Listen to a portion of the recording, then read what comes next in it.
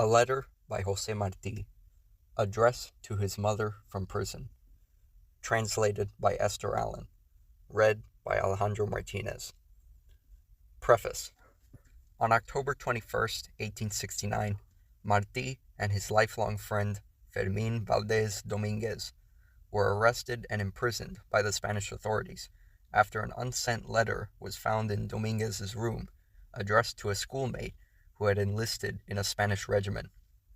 The letter, signed by both boys, read, "Compañero, have you ever dreamed of the glory of the apostates? Do you know how apostasy was punished in antiquity?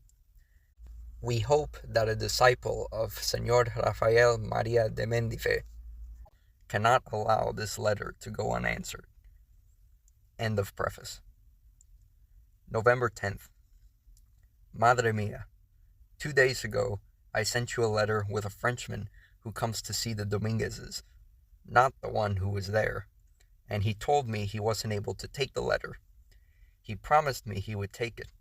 Tell me if he does. The day before yesterday I wrote you as well, but I had no one to send the letters with, and I don't want to slip them under the door of the prison canteen. Since I'm writing you today, I'll tear up the letter from the day before yesterday. Yesterday, the fiscal was here and questioned me with considerable interest about my case and my condition. I told him what I knew, but it's very strange that the person who is to pass judgment on me must ask me why I am in prison.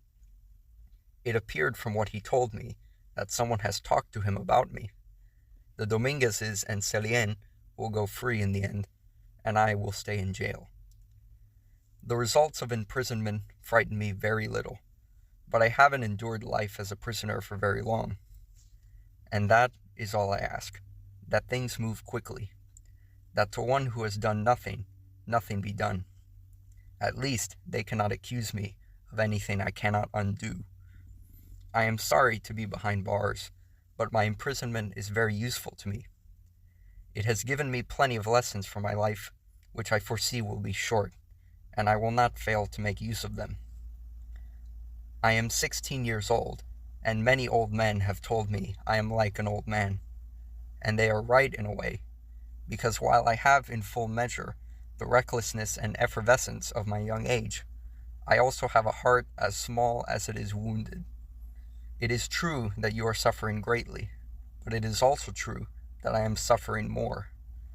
God willing, some day in happier times, I will be able to tell you about the vicissitudes of my life.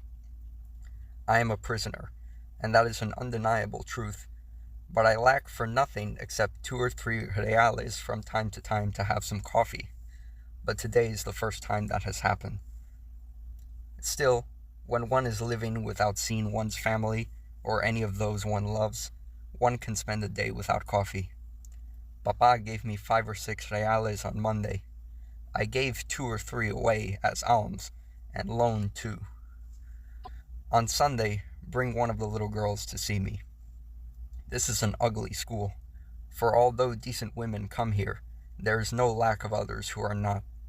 So little lack is there that the visit occurs every day at 4. Thank God that the women's bodies became like stone to me. Their soul is the immensely great thing, and if that is ugly, they can proffer their beauties somewhere else. Nothing prison can do will be able to make me change my mind on this point. In prison, I've written not a line of poetry. In part, I'm glad, because you know what the poems I write are like, and will be like. Here, everyone talks to me about Señor Mendive, and that makes me happy. Send me books of poems, and a large one called the Universal Museum. Give your blessing to your son, Pepe.